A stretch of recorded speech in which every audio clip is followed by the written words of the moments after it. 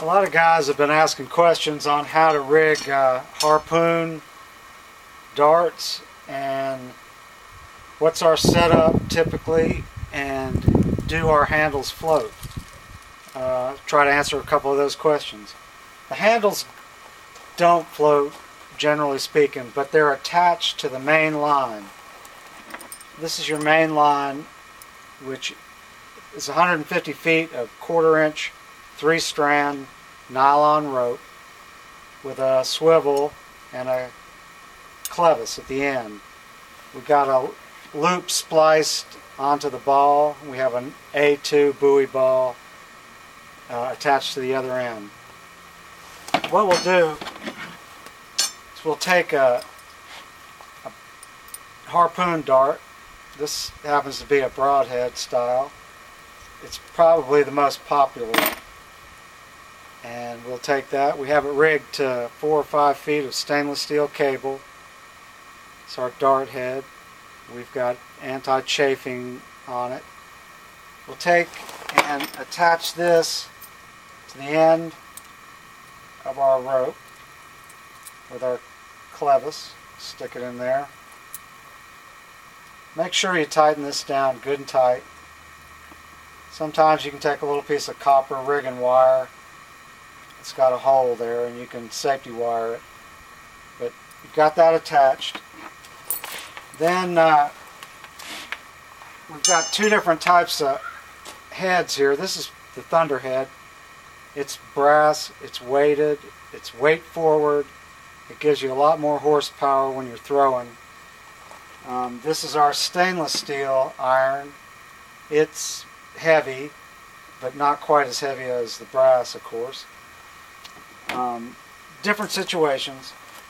And we have aluminum handles. We have stainless steel handles, which the stainless are a little heavier, a little more robust.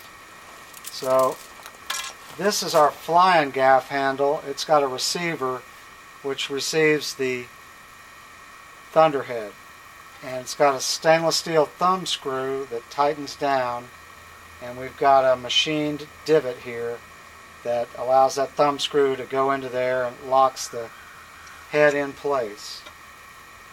Just slide that in, get it good and tight, tighten this down, get it good and snug, make sure it's tight. We're good and snug. On the other end of the handle there's a lanyard, and on that lanyard we've got a snap. Typical snap you'd find on the end of a dog leash. And what we'll do with that is, when we've got all this rigged up, we'll simply attach this to our mainline rope. Just hook it right on there. So you've got your handle attached to your rope. On the other end, the head, the dart head and the end of the iron are tapered, and makes for a loose fit. That just slides on, slides off very easy. So it's going to want to fall off if you point it down. And once you throw it and it penetrates, this separates, this stays in the fish, and then as it tries to pull out, it'll flip sideways, and it's anchored in there. Generally, no way it's going to come out. So how we keep it on, we generally bring our line down here. A lot of guys will just take a piece of electrical tape and do one wrap around here with electrical tape. Once you throw it and it goes in the fish and everything's happening, it'll tear away. It'll break away. Or you can use a number 64 rubber band. You can just do a loop around, take it, make a few wraps, come around, secure it right to your thumb screw, and that generally holds it on there. You're good to go. And we have another style dart. This is a halibut dart. It fits right on the same iron.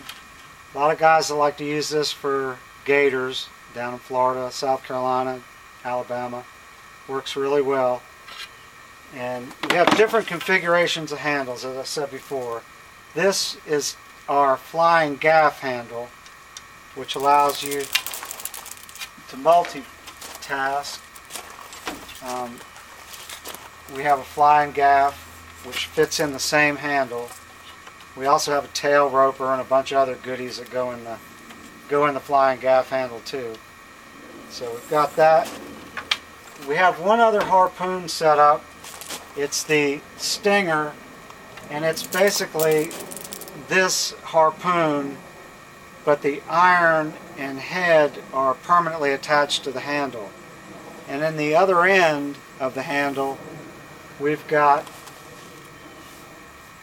two more pounds of brass weight, which gives this whole harpoon setup a total weight of 7 pounds, which is a lot of weight, and it can give you a lot of distance and a lot of depth.